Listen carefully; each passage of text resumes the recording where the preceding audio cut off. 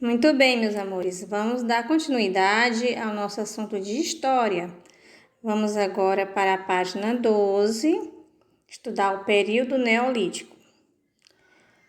Lá no comecinho diz assim: o desenvolvimento de novas técnicas para a fabricação de instrumentos de pedra, como machados, raspadores e outros, fez com que os estudiosos demarcassem um novo período posterior ao Paleolítico, conhecido como Idade da Pedra Polida ou Neolítico.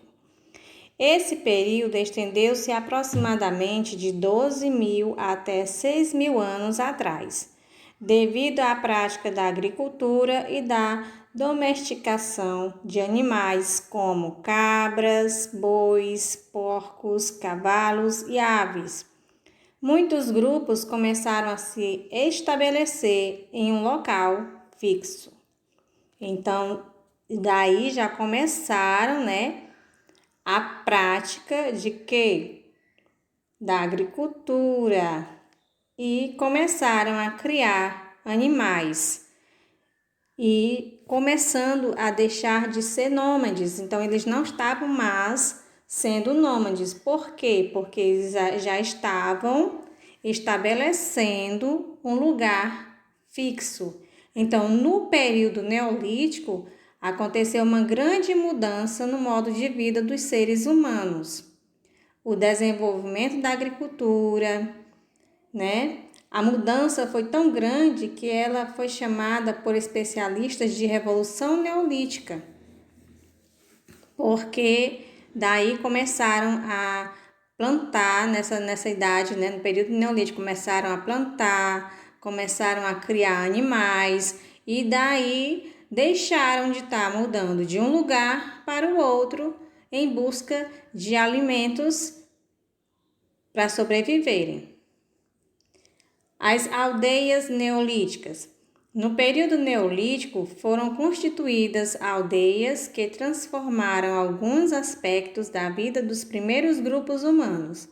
Para estocar os alimentos, foram criados utensílios de cerâmica e, com o desenvolvimento da agricultura, novos instrumentos surgiram, como o arado, que serve para preparar a terra para o plantio. Alguns grupos passaram a utilizar tecidos de lã e linho no vestuário, e para fabricar os tecidos foram criados fusos e teares. Vejam só como aconteceu a mudança aí nas aldeias neolíticas. Eles já estavam se desenvolvendo mais ainda na agricultura, construindo instrumentos que serviam para arar a terra, para preparar para o plantio, e também nos vestimentos. Passaram a utilizar tecidos de lã. Para fabricar os tecidos foram criados o quê? Fusos e teares. Então, eles já estavam desenvolvendo mais ainda as suas técnicas.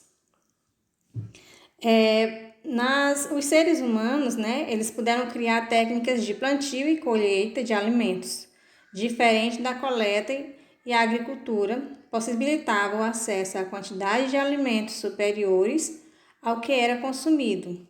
A partir de então, os seres humanos passaram a exercer cada vez maior o domínio sobre o mundo natural e criar mais autonomia em relação ao suprimento de suas necessidades básicas. Então, cada vez mais eles estavam vendo as suas necessidades e construindo instrumentos para poder facilitar a sua vida.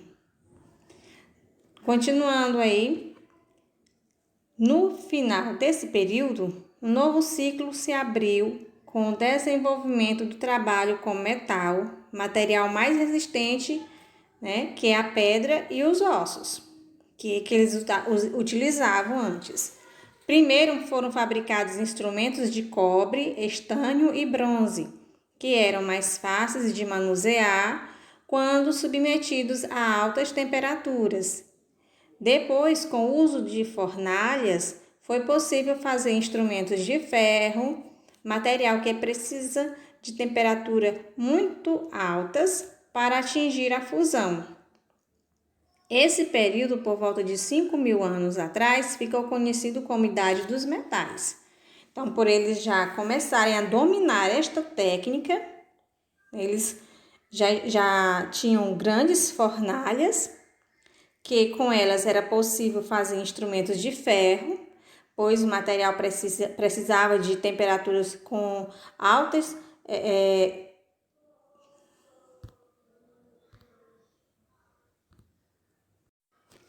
Vamos agora para a página 14, espaço e ocupação. A ocupação dos territórios e a fixação dos grupos humanos em determinados locais aconteceram lentamente ao longo da história. Os povos nômades geralmente buscavam locais em que pudessem garantir sua sobrevivência, onde fosse possível encontrar abrigo e proteção e possibilitasse ampla visão dos arredores. Procuravam também locais que tivessem recursos abundantes para a alimentação. Os locais próximos aos mares, lagos e rios, por exemplo, favoreciam a pesca, a caça e a coleta de frutos e vegetais. Então, a ocupação dos territórios e a fixação dos grupos humanos. Eles estavam deixando de ser nômades e estavam se fixando num local. E com isso, formando aldeias. Então, eles procuravam lugares onde era possível se abrigar, onde eles tivessem proteção e possibilitasse ampla visão dos arredores. Que eles também pensavam na forma de proteção também, né? E procuravam também locais que tivessem recursos abundantes para alimentação. Locais próximos a mares, lagos, rios, que iam favorecer para eles a pesca, a caça e a coleta de frutas e vegetais. Para os povos que começaram a desenvolver a agricultura e a permanecer em um mesmo lugar, novos critérios se tornaram importantes. Os núcleos de povoamento deveriam ficar próximos aos rios porque favoreciam a obtenção de água, a irrigação das plantações e a criação de animais. Assim, historicamente, a partir dos contatos com a natureza e diferentes condições geográficas, os grupos humanos constituíram diversos aprendizados. Então, os povos que começaram a desenvolver a agricultura e a permanecer em um mesmo lugar, eles começaram a criar novos critérios que se tornaram importantes. Os núcleos de povoamento, eles deveriam ficar próximos aos rios. Por quê? Porque isso ia facilitar na hora de irrigar as plantações, na hora de dar água para os animais. Então, tudo isso eles iam vendo e iam colocando ao seu favor. E assim, historicamente, a partir dos contatos com a natureza e diferentes condições geográficas, os grupos humanos constituíram diversos aprendizados. Agora vamos ver os povos dos sambaquis. Os povos dos sambaquis que viveram na costa brasileira há cerca de 6.500 anos são exemplos da relação entre o ambiente e o desenvolvimento de núcleos populacionais. Vestígios dessas populações podem ser encontrados em grande parte da costa brasileira. Os sambaquis são montes erguidos por essas populações e contêm restos de conchas, moluscos e ossos humanos e de animais fossilizados.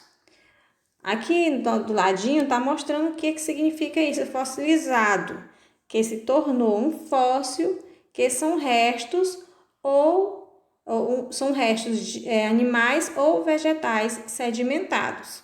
Então, nesses montes chamados sambaquis, são encontrados restos de ossos, conchas, moluscos, ossos de animais e dos seres humanos, além de fragmentos, quer dizer, pedaços de cerâmica e de outros objetos fabricados e utilizados por essas populações.